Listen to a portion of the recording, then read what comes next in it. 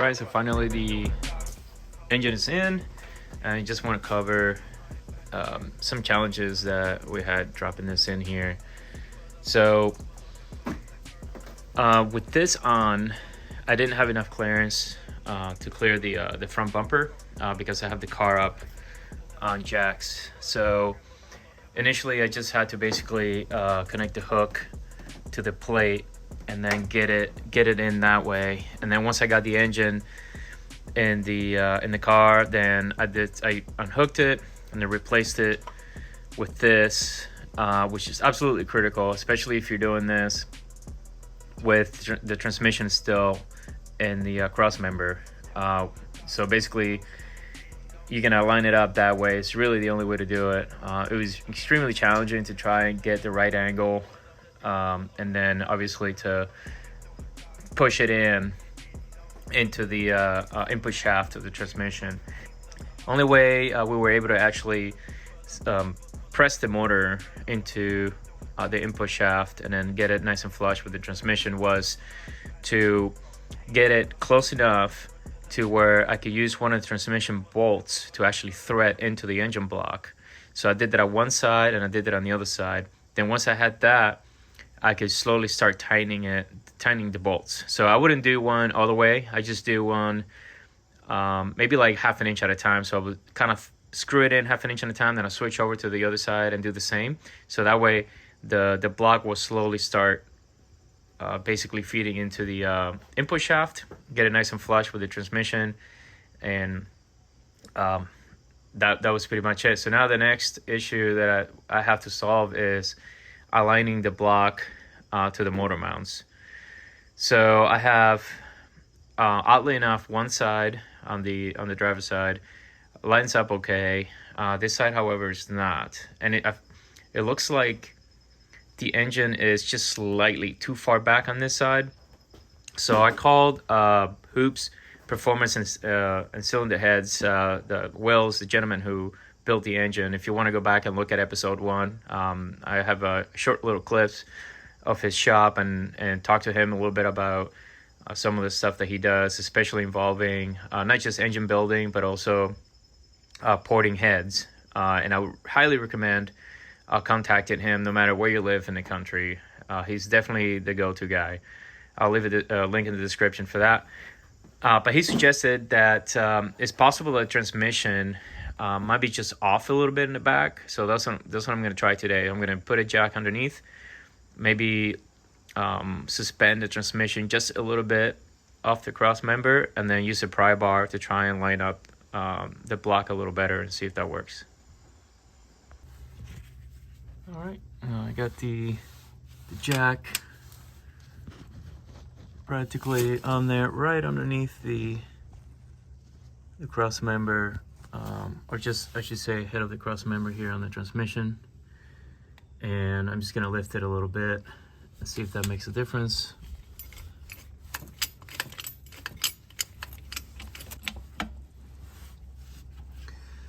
And also I'm gonna point out another issue that I've been finding with these BBK headers here. So this is what the motor mount right here, and I finally did get this driver's side to line up. But if you can tell there, one of the manifolds from the exhaust is kind of blocking the threaded part of the motor mount a little bit. So basically I can't get a bolt that goes in there to fit. So keep in mind, if you're working on replacing your headers with the block out, consider installing the K-member outside. I'm sorry, not the K-member, the motor mount first, and then do the headers. If you're doing it inside the engine, or when the engine is already inside the engine bay or in the car, then you don't have to worry about it. But for me right now, the issue is going to be solving this here. Anyways, I'm going to go over to the next side there and see if I can show you guys how it is misaligned. Okay, so this is the passenger side. This is basically the issue that I'm having. As you can tell, the holes don't really line up very well. It looks like I have to move the block slightly forward, more on this side, to maybe get it to sink in there. Hoping that moving the transmission would help solve that. This is the one in the back that's almost lined up, but it's not quite there yet. So I'm gonna use a pry bar, do my best to see what happens here with the transmission slightly raised and supported. Hopefully I can wiggle this around, make it work. Okay, so just as I was about to start working on wiggling this motor around, I've actually found the issue here. So if you take a close look at the BBK exhaust manifold, it is sitting right on the K-member. The position that this is sitting in right now, I've never touched. This was the original position for the motor mount with the stock exhaust manifold.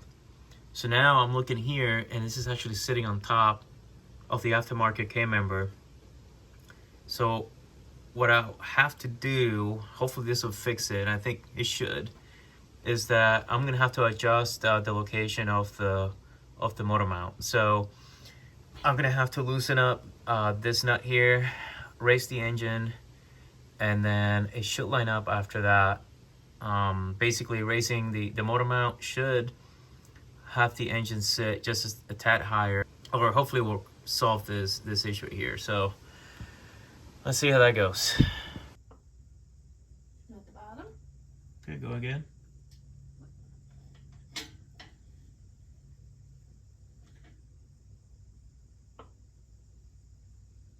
Go again. I'm not done yet. Totally slow. Oh, one more.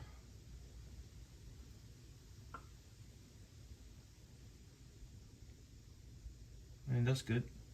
Don't go all the way. Nope, leave it there. All right, so huge tip on getting your block lined up. Finally managed to do it. And I went through all kinds of trial and error to find out that basically the easiest way to do this thing is to make sure you get this nut loose this far back. That way you can wiggle the mount around and get it much easier to line up that way. The other issue that I just solved is that the bolt that on the passenger side, I'm sorry, on the driver's side, that goes all the way in the back. So you got these two on the mount, and then you got a third that goes back there, is tucked in between one of the manifolds. So the original one is just a tad too long. Basically, the manifold gets in the way, and I just can't get it in there. So what I did was I actually grabbed one of the short bolts that goes into the transmission on the inside part, right below the starter, and it turns out it has the same thread, and this bolt fits perfectly in there. So that bolt is about half an inch or so smaller than the original bolt. So if you can just get a smaller bolt, you can definitely slide that in there in between the manifold, and then it'll go right into the motor mount. So yeah, I've read a lot of forums on this. A lot of people struggle with lining up the engine.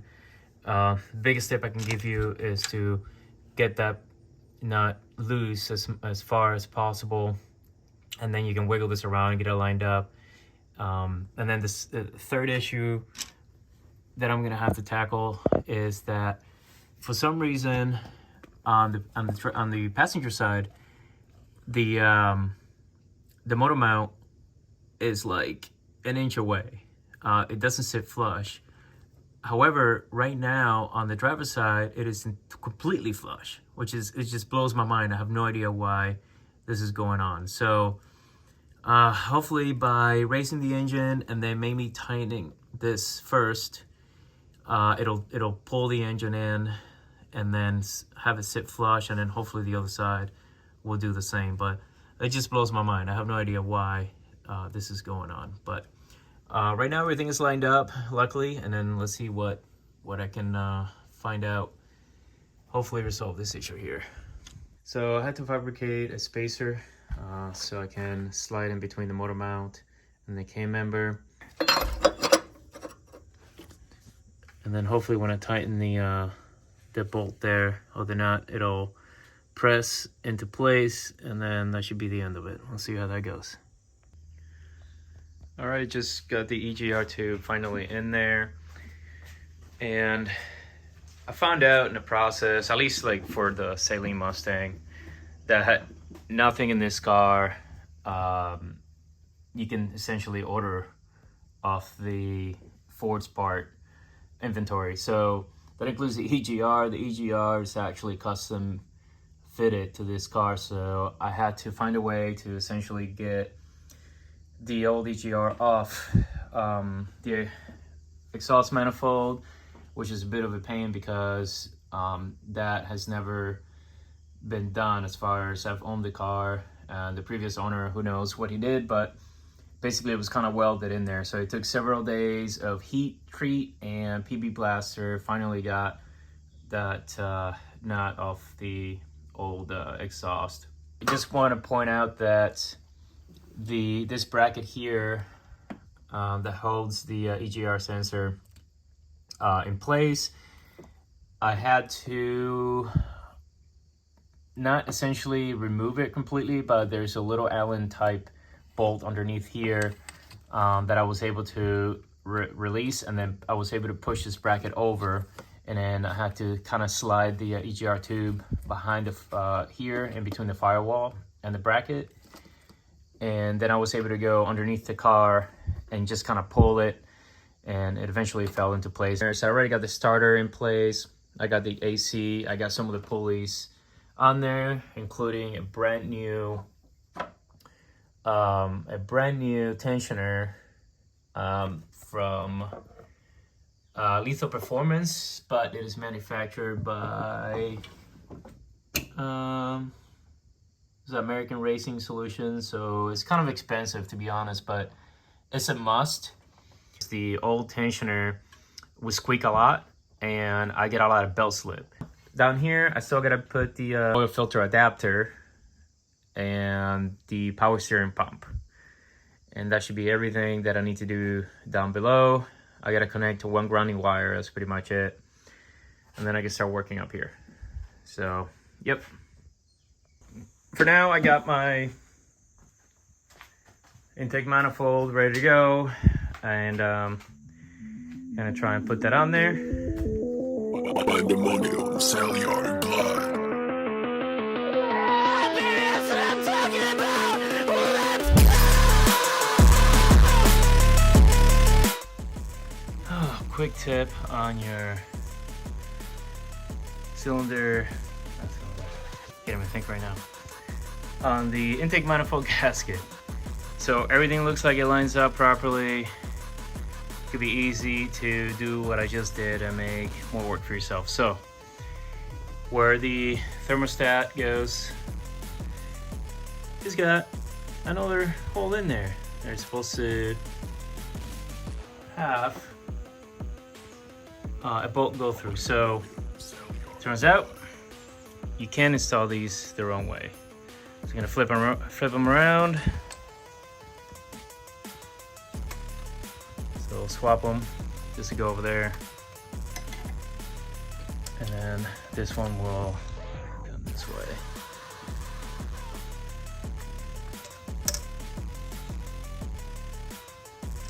There we go. Yep. Just had the intake manifold in there. It's about to screw everything in, and then realized that one of the bolts that hooks up to the thermostat here wasn't going through, and there you go.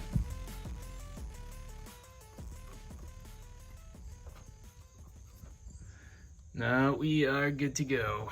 And then back here there's no bolt that goes through, so yep. All right, I'm getting ready to essentially install the supercharger, and I just want to give you guys kind of like the setup that I got going right here. So ended up upgrading to 44-pound fuel injectors.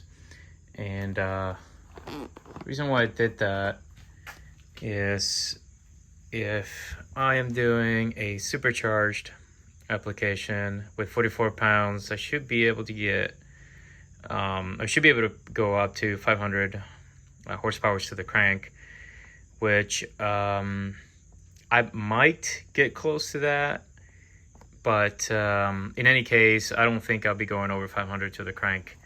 All I've got so far is ported intake or ported heads, and then upgraded fuel system, and basically 10 pounds of boost. Maybe I might be able to squeeze out of this.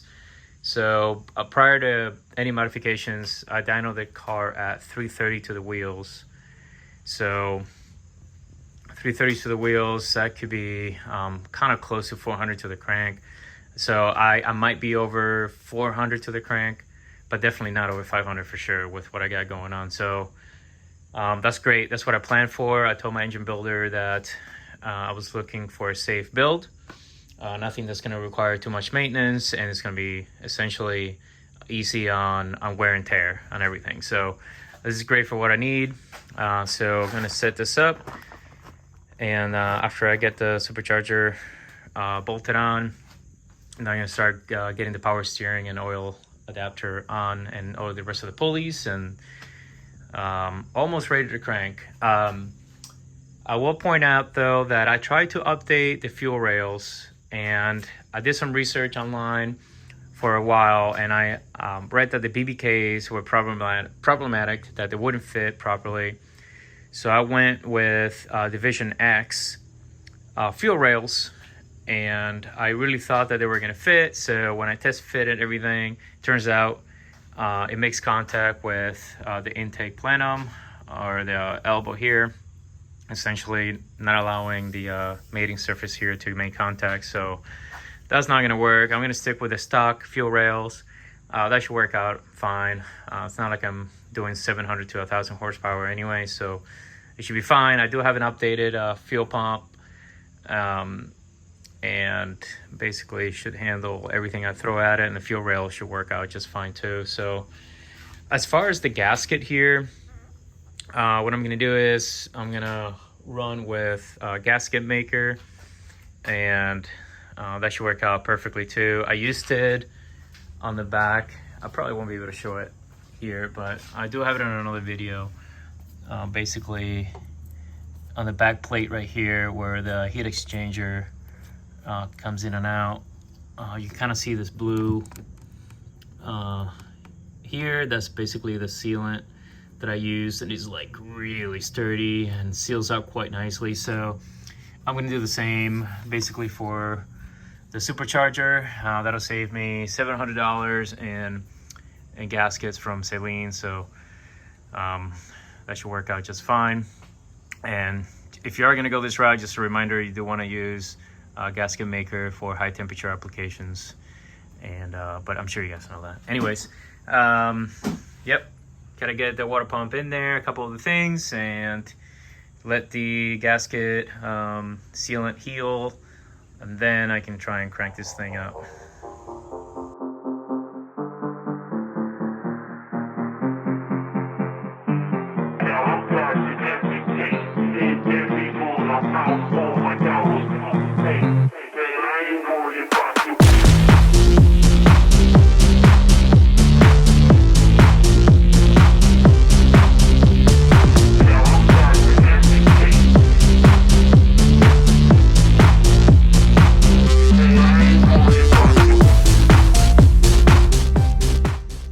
That the supercharger is on, I just kind of like want to share maybe some struggles and maybe some solutions in case you have to do this yourself. So the trickiest part was to like put all the bolts in their spots and make sure they tighten up.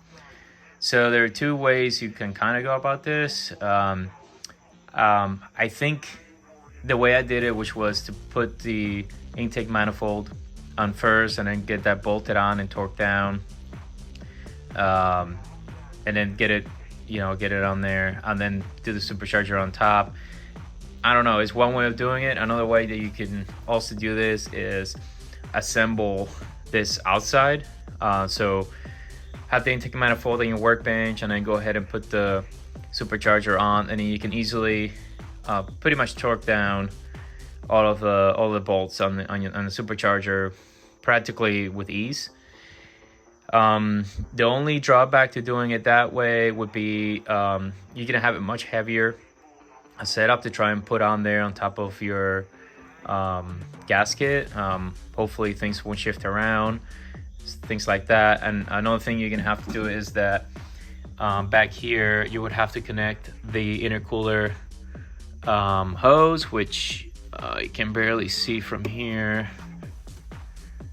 which is, that's part of the challenge. It's just in an awkward place back there. So you would have to kind of put the supercharger kind of halfway in, and not all the way back, so that way you can kind of get those intercooler hoses hooked up, and then push it back and get it in place. So I just got a little excited and ahead of myself, so I ended up bolting the intake manifold first, get everything torqued down, and then the supercharger last. And it worked out fine. So if you do it the way I did it, you can reach these. Basically you'll have to kind of get underneath with your wrench, and then you can tighten them with your fingers if you got small fingers, smaller hands like me. Get in there, you can kind of hand tighten pretty far, and then you can just get in there with a wrench. You'll have to kind of squeeze around in between the fuel injectors. So like, for example, like in between here and here, you might be able to get half a turn, then maybe switch the wrench around, get another half a turn. You may be able to reach from this side and get another half a turn in there. And unfortunately, this is really the only way to go about it for all these bolts. You're gonna have to go in between the injectors, but you can get there. As far as the two bolts that sit underneath your intake, which are, let's see if I can kind of right there. I think I see one like this here. You can, whoa, it's a wrench. You can also kind of get in there with this. If not, you can use an extension with a swivel, or what I did was I get a Crow wrench, and you can kind of like get in there also that way. So you can get a little creative, but you can definitely do it that way. All you got left to do is torque down the water pump, get the older idling pulley on there. I could probably do the belt too, and then start hooking up the overflow tank and some of the other hoses, and should be able to crank after that. Okay, start time. So I got all the fluids in there, all the sensors are plugged in, oil, power steering fluid, coolant for the supercharger, and all I gotta do is make sure that once the car starts, I can start pouring some more coolant in there, because it's gonna get sucked in through all the ports and everything. Before I do this, I do have an OBD2 scanner in here that I'm gonna use to read some of the temp, like water temp and pressure and things like that.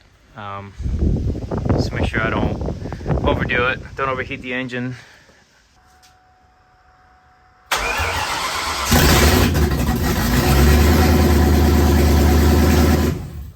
Alright, so I just discovered something. This is my first time kind of adding coolant from zero. So none of the coolant was actually being sucked into the motor, and I just figured out why. Basically, there was vacuum in the system, so it creates an air pocket. Air needs to replace the empty space while the fluid is being pushed through. So what I did was I unhooked this hose up here, and as soon as I did, all of the fluid that was in there went straight through. So I'm gonna keep pouring here, basically until it fills up. As you can tell, it's just going straight through. This is with the car turned off. So lesson learned. I ran the car. I didn't let it get too hot, but yeah.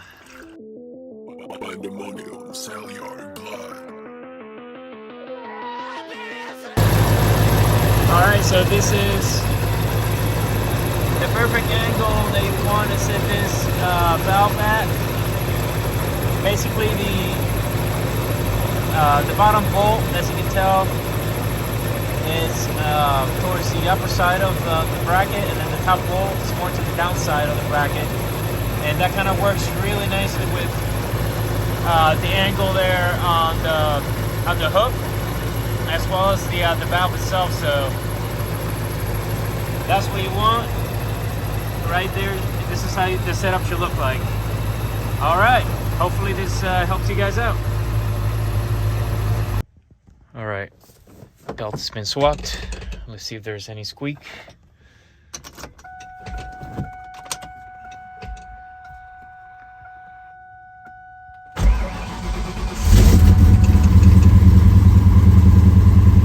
I don't hear anything.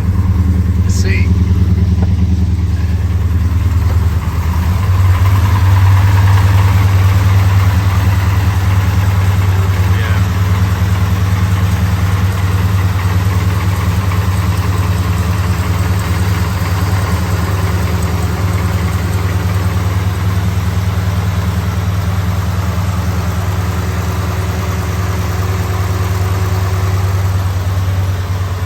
Zero squeak, looks like it works.